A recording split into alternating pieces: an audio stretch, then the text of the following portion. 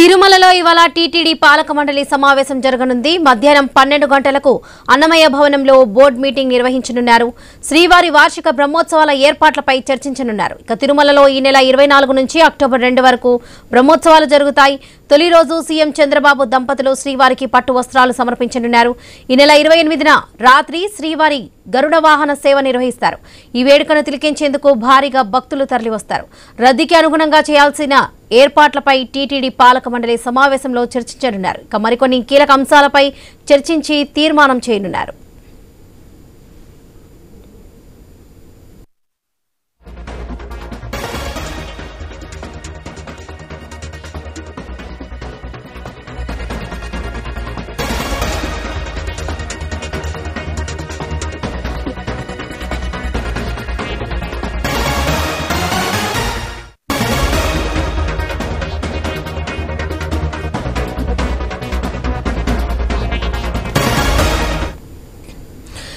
తిరుమలలో ఇవాళ టీటీడీ పాలక మండలి సమావేశం జరగనుంది. మధ్యాహ్నం 12 గంటలకు అన్నమయ్య భవనంలో బోర్డు మీటింగ్ నిర్వహించనున్నారు.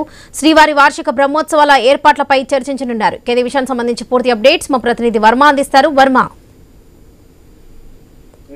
24 నుంచి అక్టోబర్ 2వ తేదీ వరకు కూడా శ్రీవారి వార్షిక బ్రహ్మోత్సవాలు జరగనున్నాయి. ఈ నేపథ్యంలో ఈ రోజు తిరుమలలో టీటీడీ పాలక మండలి సమావేశం కానుంది.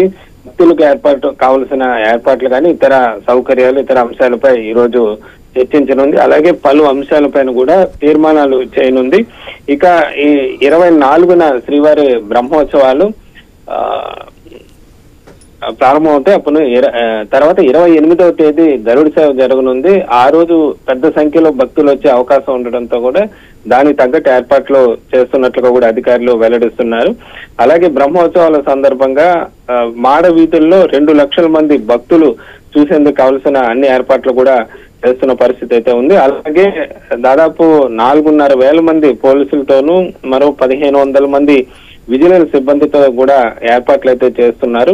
అలాగే కమాండ్ కంట్రోల్ సిస్టమ్ ద్వారా కూడా మొత్తం క్రౌడ్ మూవ్మెంట్ చూసే విధంగా ఈసారి ఏర్పాట్లు చేస్తున్నారు.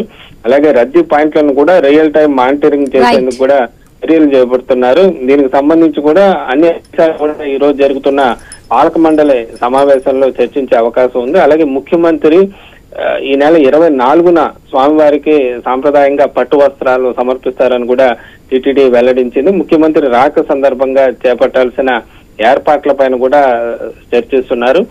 వచ్చే నెల 2వ తేదీన చక్ర స్నానంతో బ్రహ్మోత్సవాలు ముగుస్తాయి. చక్ర స్నానాన్ని కూడా భక్తులు పెద్ద సంఖ్యలో వచ్చే అవకాశం ఉండటంతో